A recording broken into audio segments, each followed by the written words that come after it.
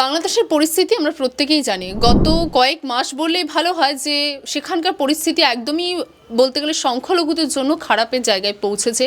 বারংবার দাবি করা হচ্ছে সংখ্যালঘুদের নিরাপত্তা, এবং এই পরিস্থিতিতে দেখা যাচ্ছে যে সেখানকার প্রাক্তন সেনাকর্মীরা মিছিলে দাঁড়িয়ে বলছেন যে 4 দিনের মধ্যে তারা বাংলা দখল করে নেবে। তার পাশাপাশি আমরা দেখলাম যে আজকে বিএনপির তরফ থেকে ভারতের যে হাই কমিশন রয়েছে বাংলাদেশ, সেই ঘেরাও কর্মসূচি, মানে কিছুদিনের মধ্যে আমরা জানি যে ভারতীয় বিদেশ সচিব তিনি বাংলাদেশে যাচ্ছে। এই প্রথম শেখ হাসিনার সরকারের পতনের পরে দ্বিপাক্ষিক সম্পর্ক নিয়ে কথাবার্তা বলতে কি মনে হচ্ছে যে এই মুহূর্তে এত কিছু চলছে বাংলাদেশে, একটি ঘটনা নয়, কোন দিকে যেতে পারে দ্বিপাক্ষিক সম্পর্ক ভারত বাংলাদেশের? প্রথমত বলবো যে বাংলাদেশের প্রাক্তন সেনা আধিকারিক যা বলছেন, বিএনপি নেতারা যা বলছেন, উপদেষ্টারা যা বলছেন, এই সবই হলো আন্তর্জাতিক ইসলামিক ফান্ডামেন্টালিস্ট বা আন্তর্জাতিক ইসলামিক যে মৌলবাদ তারা বাংলাদেশকে আফগানিস্তান করছে এবং সেই কর্মসূচিরই অংশ হিসাবে তারা বলছেন। মানে ওদেরকে দিয়ে বলানো হচ্ছে। ইউনূসের সরকার একটা পুতুল সরকার। এই সরকারকে বসানোই হয়েছে বাংলাদেশকে আফগানিস্তান পরিণত করার জন্য, এবং আন্তর্জাতিক ইসলামিক যে মৌলবাদীরা, এই মৌলবাদীরা কিন্তু রাজনৈতিক মৌলবাদীদের সাথে হাত মিলিয়েছে। ইউনূস একটা রাজনৈতিক মৌলবাদী মানুষ, তার উপদেষ্টারা সবাই রাজনৈতিক মৌলবাদী মানুষ।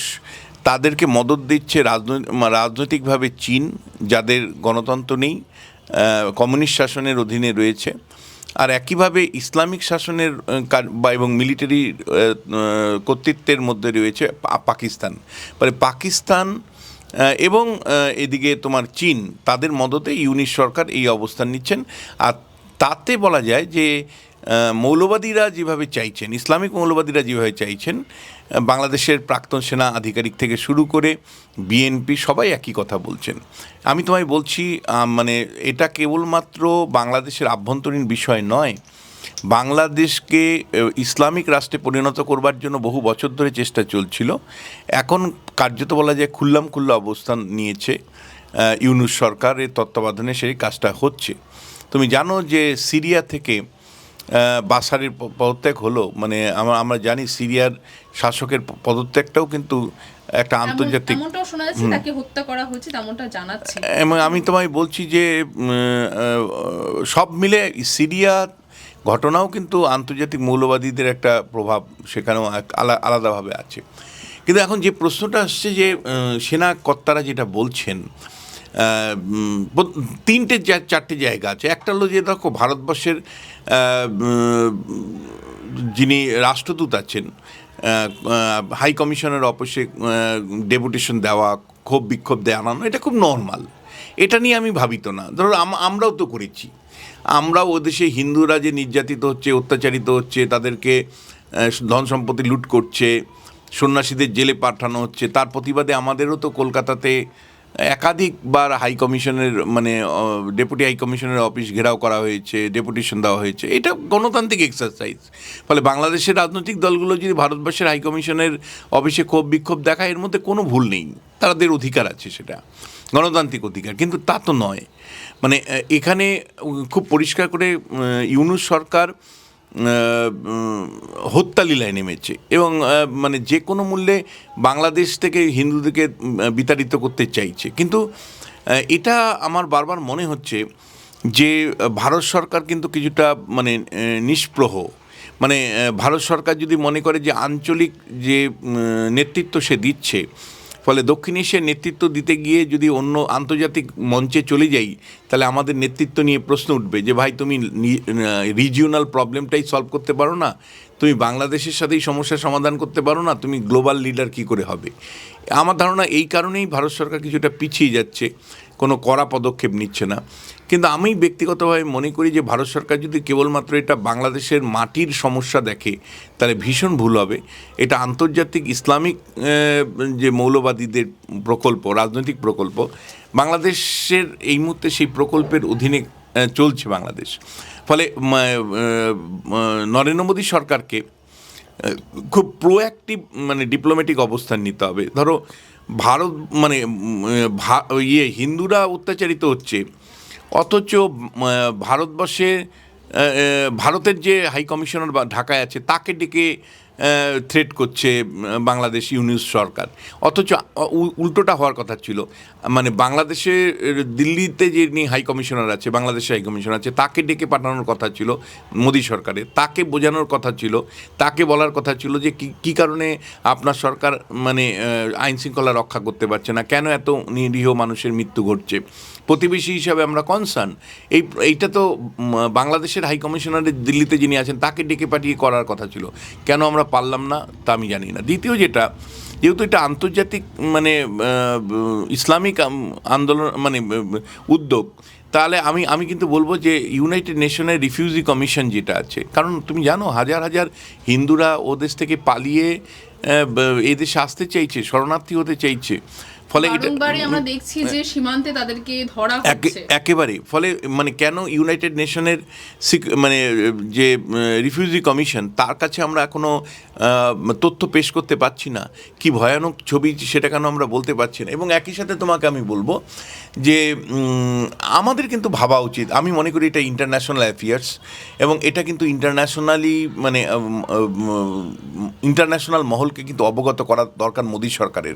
ওই আমরা রিজিওনাল প্লেয়ার, আমরা চুপচাপ মিটিয়ে নিব এই ভাবনার থেকে সরে গিয়ে কিন্তু এটা গ্লোবাল প্রবলেম হিসাবে দেখা উচিত এবং গ্লোবালি ট্যাকেল করা উচিত। যেমন আমি বলছি, কেন আমরা ইউরোপিয়ান ইউনিয়নকে এখনও মানে সঙ্গে পাচ্ছি না, কেন আমরা মানে কূটনৈতিক দত্তক তৈরি করতে পারছি না ইউরোপিয়ান ইউনিয়নকে সঙ্গে পেতে। এবং একই সাথে তোমায় বলবো, জেনারেল অ্যাসেম্বলিতে মানে মানুষের হত্যা, আমি সংখ্যালঘু মানুষের মৃত্যুর এই কনটেক্সটে জেনারেল অ্যাসেম্বলিতে কেন আলোচনার দাবি রাখতে পারছি না, এবং সিকিউরিটি কাউন্সিলে কেন বলতে পারছি না যে এইরকম মানে সংখ্যালঘুদের বৌদ্ধিস্ট, খ্রিস্টান এবং হিন্দুদের রক্ষা করবার জন্য ওখানে আন্তর্জাতিক স্তরে এই সিকিউরিটি কাউন্সিলের স্যাংশন নিয়ে শান্তি সেনা প্রেরণ করা হোক। আমরা তো এই দাবিগুলো করতে পারি। সামহাউ নরেন্দ্র মোদী ডিপ্লোমেসিতে আমার ধারণা এটাই কাজ করছে যে যেহেতু এটা মানে আঞ্চলিক প্রবলেম, ফলে বাংলাদেশের প্রবলেমটা যদি আমরা নিজেরা মিটিয়ে নিতে পারি সেটাই বেটার অপশন। আর যদি এটা গ্লোবালি নিয়ে যাই তাহলে আমাদের যে ভূমিকা, অর্থাৎ আমরা ইন্টারন্যাশনাল প্লেয়ার, গ্লোবাল প্লেয়ার, মোদির কোনো একটা জায়গায় ইগোতে ধাক্কা লাগছে যে এটাকে গ্লোবাল ইস্যুতে মানে আমরাই যদি নিয়ে যাই, ইস্যু করি, তাহলে সামহাও আমাদের মনে হবে যে ভারত পারছে না প্রতিবেশীর সাথে সম্পর্ক রক্ষা করতে, তাই আন্তর্জাতিক মহলের সাহায্য চাইছে। কিন্তু আমি তোমায় পরিষ্কার করে বলতে চাই যে মানে বাংলাদেশের ইসলামিক ফান্ডামেন্টালিস্টরা কিন্তু মানে তারা চাইছে যে ভারত যুদ্ধে জড়িয়ে যাক, ভারতবর্ষ কড়া পদক্ষেপ নিক এবং তাতে মানে ইসলামিক ফান্ডামেন্টালিস্টদের সুবিধে হবে, মানে দুনিয়ার ইসলাম এক হবে। কিন্তু এখানে আমার তোমায় বলার যে যদি একটা তুলনামূলক আলোচনা করি, তাহলে ভারতবর্ষ বাংলাদেশকে দখল করতে 2 দিন সময় লাগবে, জাস্ট 2 দিন সময় লাগবে। মানে এটা আমি কোনো সার্কাস্টিক ওয়েতে বলছি না, বা এটা আমি কোনো রকম মানে আবেগতাড়িত হয়ে বলছি না। ভারতবর্ষের নৌবাহিনী, স্থলবাহিনী এবং আকাশের যে শক্তি আছে সেটা মানে বাংলাদেশের কনটেক্সটে বলা আনপ্যারালাল। মানে চীন সাহায্য করার আগেই বাংলাদেশকে দখল করে নেওয়া যাবে, ভারতবর্ষের সেনাবাহিনী সেই ক্ষমতা রাখে। অথচ বাংলাদেশের প্রাক্তন সেনাকর্তারা এগুলো জানেন, তারা জানেন যে ভারতবর্ষের শক্তি কোথায়, ভারতবর্ষে কত মানে কয়েক গুণ বেশি, বাংলাদেশের কত গুণ বেশি ট্যাঙ্ক আছে, নিজস্ব ট্যাঙ্ক আছে, নিজেরা তৈরি করতে পারি, আমাদের যে মিসাইল টেকনোলজি আছে, আমাদের যে মানে যুদ্ধজাহাজ আছে, আমাদের যে ধরনের বিমান আছে তার ধারে কাছে নেই। আমি তোমায় বলছি 2 দিনের মধ্যে পুরো বাংলাদেশ মানে 1,46,000 বর্গ কিলোমিটার এলাকা দখল করতে ভারতবর্ষের 2 দিন সময় লাগবে। কিন্তু তারপরেও আস্ফালন বাংলাদেশের প্রাক্তন সেনা আধিকারিকদের, বিএনপি, ইসলামিক মৌলবাদীরা, জামাতের নেতারা, এমনকি ইউনিশ সরকারও মনে করছে যে এই সুযোগে ভারতবর্ষের ভারত মানে ওরা তো দাবি করেছে বাংলা, উড়িষ্যা, বিহার। আরে বাংলা, বিহার, উড়িষ্যা, বিহার এই ভাবনাটা হলো মোগল আমলের। তুমি জানো মোগল সুবেদার যারা থাকতো, হ্যাঁ, তারা বারবার নবাব সিরাজদৌল্লার কথাটা বারবার তুলে ধরেছে। হ্যাঁ, এবং তুমি জানো মানে তারা এই যে মৌলবাদীরা বারবার বলছে না যে নবাব সিরাজদৌল্লার আমলে বাংলা, বিহার, উড়িষ্যা এক ছিল, মুসলিম শাসক ছিল।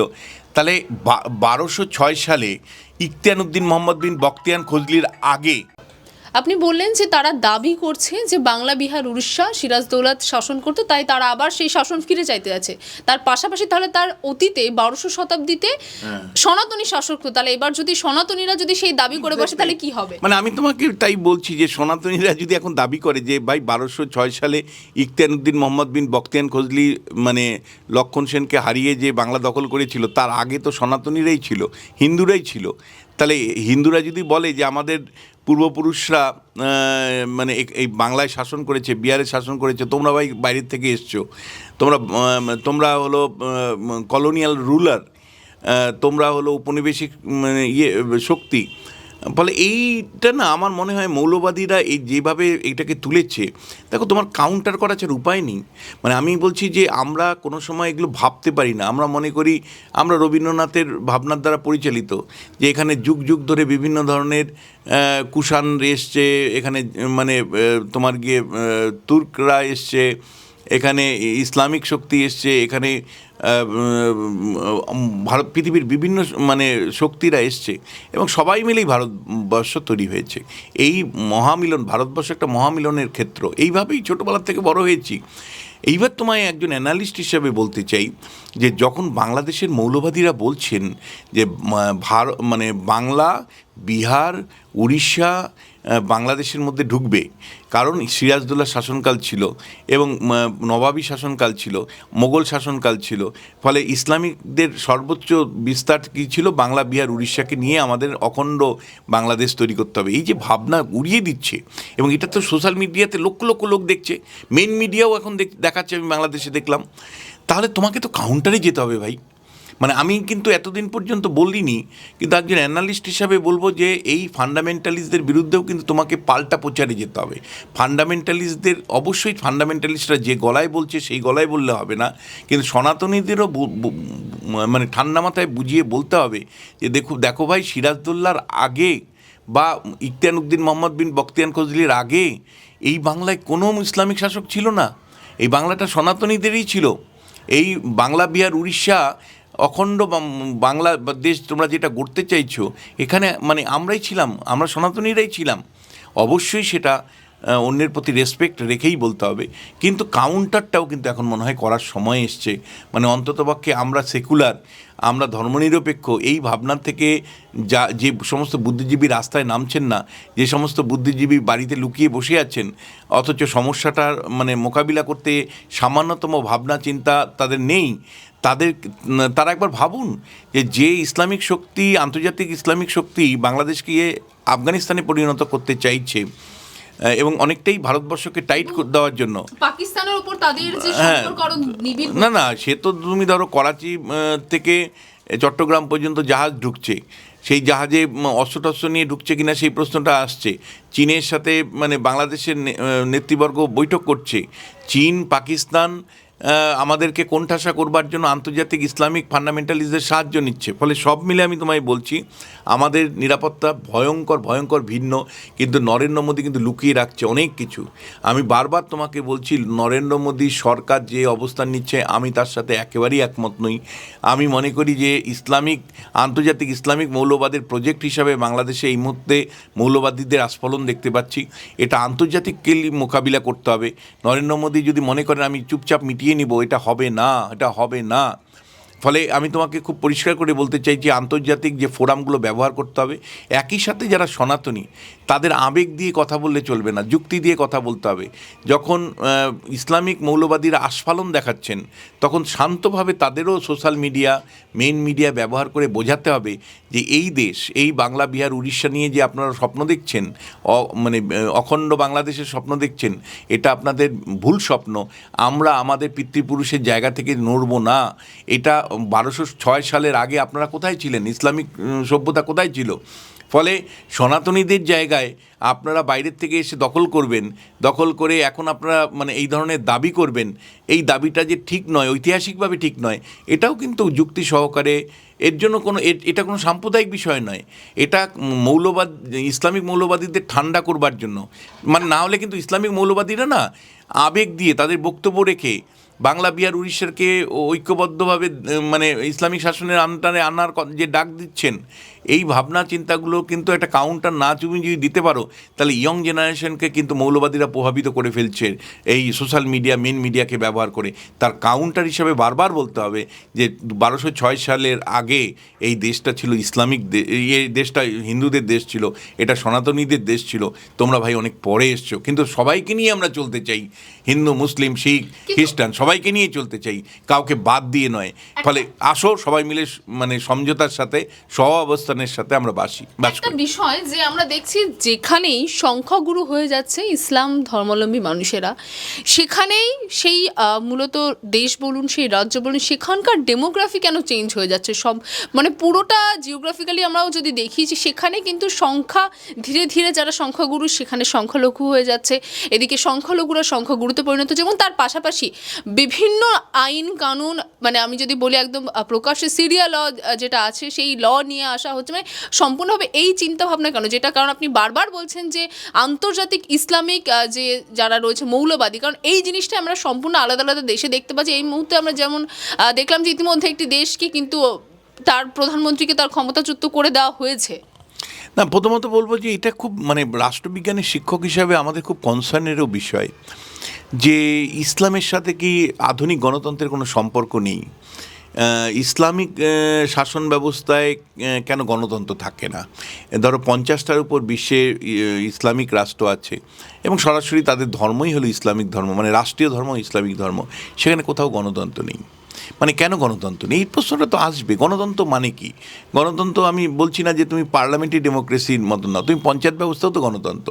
কমিউনিটি পার্টিসিপেশনের মাধ্যমেও যদি হতো, মহিলাদের স্বাধিকারের জায়গাটা হতো, এক্সপেনশন অফ ফ্রিডম এর জায়গা থাকতো। আমি বলছি কোনোটাই কিন্তু স্বীকৃত নেই। মানে তুমি ধরো আফগানিস্তানে যেভাবে মহিলাদেরকে বারণ করা হচ্ছে, যে শিক্ষা ব্যবস্থা থেকে সরিয়ে রাখা হয়েছে সম্পূর্ণ, এবং বাংলাদেশেও তুমি লক্ষ্য করেছো ইতিমধ্যে কিছু কিছু জায়গায় গোপালগঞ্জে মানে রীতিমতো মানে মাইকিং করা হয়েছে যে মেয়েদের থেকে জিনিসপত্র কিনবেন না, অর্থাৎ মেয়েদেরকে ঘরে ঢুকিয়ে দাও। এই যে ভাবনা, আমি বলছি যে একটা আমাদের পলিটিক্যাল সায়েন্সের একজন বিখ্যাত তাত্ত্বিক, তার স্যামুয়েল হান্টিংটন, তিনি ক্ল্যাশেস অফ সিভিলাইজেশন যে তার বই, বিখ্যাত থিসিস, তিনি বলছিলেন যে দেখো যে দ্বিতীয় বিশ্বযুদ্ধের পরে পৃথিবী দুটো ভাগে ভাগ হয়েছিল। একটা হলো সোভিয়েত ইউনিয়নের নেতৃত্বে কমিউনিস্টরা বা সোশ্যালিস্টরা, আর একদিকে হলো মানে আমেরিকার নেতৃত্বে ন্যাটো বা ক্যাপিটালিস্ট দুনিয়া, যারা ডেমোক্রেসির উপর ভিত্তি করে চলতে চায়, নির্বাচিত সরকার চায়। এবং এইটা যেই মুহূর্তে সোভিয়েত ইউনিয়নের ধ্বংস হয়েছে, তখন এন্ড অফ হিস্ট্রি উনি বলছেন, মানে কেউ কেউ বলছেন সেটাকে এন্ড অফ হিস্ট্রি। এই এন্ড অফ হিস্ট্রি মানে হলো যে ভাই আর দ্বন্দ্ব হবে না, বা মানে কমিউনিজমের ধ্বংস হয়ে গেল, মানে আর ঠান্ডা যুদ্ধ থাকবে না। কিন্তু ওই সময়ই হান্টিংটন বলছিলেন ক্ল্যাশেস অফ সিভিলাইজেশনে যে এর পরে পৃথিবীতে ধর্মীয় লড়াই হবে, খ্রিস্টানদের সাথে মুসলিমদের লড়াই হবে, হিন্দুদের সাথে মুসলিমদের লড়াই হবে। এইভাবে উনি বিভিন্ন ধর্মের যে সিভিলাইজেশনাল ওয়ার, এই সিভিলাইজেশনের ওয়ারের কথা বলছেন। এখন এই সিভিলাইজেশন ওয়ারে কিন্তু আমাদের যে সমস্যাটা, আমরা পলিটিক্যাল সায়েন্সের টিচার হিসেবে আমাদের যেটা সমস্যা, ইসলাম মনিজমে বিশ্বাস করে, এক ঈশ্বরবাদে বিশ্বাস করে, আর অন্যদিকে হিন্দুরা বহুত্ববাদে বিশ্বাস করে, বহু ঈশ্বরে বিশ্বাস করে, মানে কমপ্লিটলি ডায়ামেট্রিক্যালি অপোজিট একটা অবস্থান। প্রত্যেকটা ধর্মই ধরো শান্তির কথা বলে, কিন্তু শেষ পর্যন্ত কিন্তু কোথাও একেবারে মানে প্র্যাকটিস লেভেলে, ব্যবহারিক লেভেলে কিন্তু একটা বিরাট ডিফারেন্স হয়ে যায়, কালচারাল ডিফারেন্স হয়ে যায়, ভাবনাগত ডিফারেন্স হয়ে যায়। এবং মানে বহুত্ববাদী ভাবনা চিন্তা যদি না থাকে, তাহলে গণতন্ত্র থাকতে পারে না। একাত্মবাদী ভাবনা, দর্শন বা ধর্ম গণতন্ত্রের পরিসরকে ক্যারি করে না। ফলে এখান থেকেও প্রবলেম। এই প্রশ্নটা আসবে যে বাংলাদেশ ভাষার উপর ভিত্তি করে জাতীয়তাবাদী গড়ে উঠেছিল, যে বাংলাদেশে হিন্দু মুসলিম সবাই মিলে, বৌদ্ধ খ্রিস্টান সবাই মিলে লড়াই করেছিল পাকিস্তানের সাম্রাজ্যবাদের বিরুদ্ধে, এবং হাজার হাজার মানুষের মৃত্যুর বিনিময়ে বাংলাদেশ রাষ্ট্রটা তৈরি হয়েছিল, সারা পৃথিবীতে জয়ধ্বনি করেছিল যে ভাষার ভিত্তিতে একটা রাজ্য তৈরি হতে পারে, ভাষার ভিত্তিতে একটা জাতীয়তাবাদ তৈরি হতে পারে। আজকে সেই ভাষাকে তারা অস্বীকার করে ধর্মে যেতে চাইছে। আজকে সেই বাংলাদেশ তার পুরনো ইতিহাসকে অস্বীকার করে ইসলামিক রাষ্ট্রে পরিণত হতে চাইছে। এরপরেও কি বাংলা ভাষা থাকবে? আমার তো মানে দেখো ইতিমধ্যেই মানে ইউনিস আসার পরে উর্দু সার্ভিস চালু হয়ে গেছে। এবং মানে ওরা পুরো ইতিহাসটাকে অস্বীকার করছে। মানে এটা কেমন জাতি যে যার নিজের ইতিহাসকে অস্বীকার করে, নিজের লড়াইকে অস্বীকার করে, নিজের ভাষাকে অস্বীকার করে, এবং উর্দু ভাষাকে তারা এখন সমাদৃত করছে, উর্দু ভাষাকে গুরুত্ব দিচ্ছে। মানে আমার কাছে খুব বিস্ময়ের। মানে সত্যি বলতে কি, দেখো, বহুত্ববাদে বিশ্বাসী মানুষ আমি, বহু মানে মতামত, বহু ধর্মের উপস্থিতিতে এই পৃথিবী চলুক, এটা চাই আমি। ফলে সেই জায়গায় আমার বারবার মনে হচ্ছে যে আন্তর্জাতিক ইসলামিক দুনিয়া যেভাবে চলছে, বা তাদের মানে মৌলবাদীরা যেভাবে মানে পৃথিবীটাকে দেখছে, আমার প্রতিবেশী বাংলাদেশকে, আফগানিস্তানকে, পাকিস্তানকে দেখছে, আর আমরা বহুত্ববাদী ভাবনা নিয়ে যেভাবে দেখছি, দুটোর মধ্যে একটা সিভিলাইজেশনাল ক্ল্যাশ হচ্ছে না তো? কিন্তু ঈশ্বর করুক যে আমরা সবাই সহ অবস্থান করি, শুভ বুদ্ধি বাংলাদেশের মানে মৌলবাদীদেরও মানে উদ্বুদ্ধ হোক, মানে তাদের মাথায় আসুক। এবং একই সাথে আমি তোমায় বলছি, মৌলবাদীদের প্রত্যেকটা ভাবনা, ব্যাখ্যা, বিশ্লেষণ যেভাবে তারা ছড়িয়ে দিচ্ছে সোশ্যাল মিডিয়ায়, জিগির তুলছে, তারও একটা কাউন্টার দরকার। তারও কাউন্টার, বারবার তোমায় বলছি, মানে ধর্মীয়ভাবেই কাউন্টার দরকার। আমি বিশ্বাস করি যে হিন্দু ধর্মের মধ্যেই সমস্ত কাউন্টার দেওয়ার সুযোগ আছে। হিন্দু ধর্মের বা সনাতনী ধর্মের মধ্যেই সমস্ত ধরনের, মানে যে ধরনের অপবাদ হিন্দু ধর্মের বিরুদ্ধে করা হচ্ছে, হিন্দুদের উপর নির্যাতনের জন্য নানা রকম সুশ্রী দেওয়া হচ্ছে, নানা রকম কথা বলা হচ্ছে, প্রত্যেকটা উত্তর মানে বহুত্ববাদী হিন্দু ধর্মের মধ্যে আছে। বহুত্ববাদী হিন্দু ধর্ম একটা অসাধারণ। আমি যদি নিজেকে হিন্দু নাও ভাবি, আমি তোমায় বলছি, মানে হিন্দু ধর্মের বহুত্ববাদ মানে এক কথায় গণতান্ত্রিক, মানে অত্যন্ত গণতান্ত্রিক। আবার একই সাথে তোমায় আমি বলতে চাই যে নাগরিক জীবনে কিন্তু যে গণতান্ত্রিক পরিসরটা আছে বাংলাদেশে, এখনও তো সব লোক মানে মৌলবাদী হয়ে গেছে এমন নয়।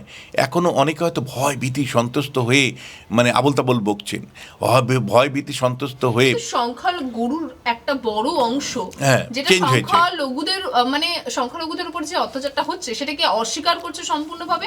তাদের জন্য তারা নিজেদের সহমর্মিতা সেটাও কিন্তু দেখাচ্ছে না। সংখ্যাগুরুর একটা বড় অংশ, একদম তোমার সাথে একদম একটা বড় অংশকে মৌলবাদীরা, আন্তর্জাতিক মৌলবাদীরা চেঞ্জ করতে পেরেছে, কারণ তাদের প্রজেক্ট ওটা যে বাংলাদেশকে আফগানিস্তান করতে হবে, ইসলামিক ফান্ডামেন্টালিস্ট স্টেটে পরিণত করতে হবে।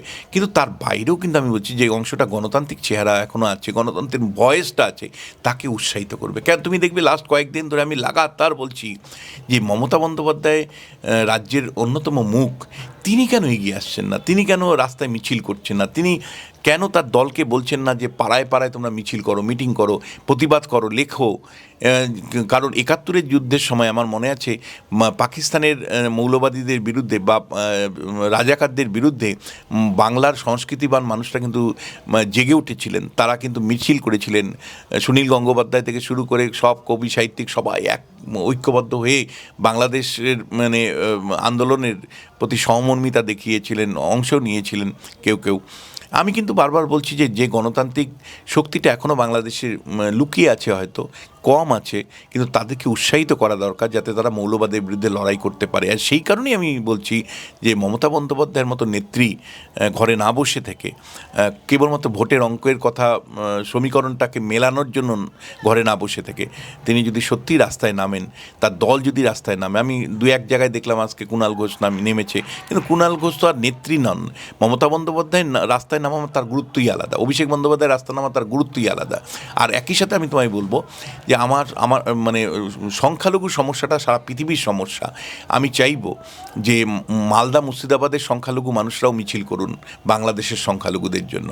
আমি চাইব মেটিয়াবুরুজের মুসলমানরাও, মানে সংখ্যালঘু মুসলমানরাও ও দেশের হিন্দুদের জন্য আপনারা মিছিল করুন, রাজাবাজারের মুসলমানরাও মিছিল করুন, এবং বীরভূমের রামপুরহাটের বা মুরারোয়ের মুসলিমরাও মিছিল করুন।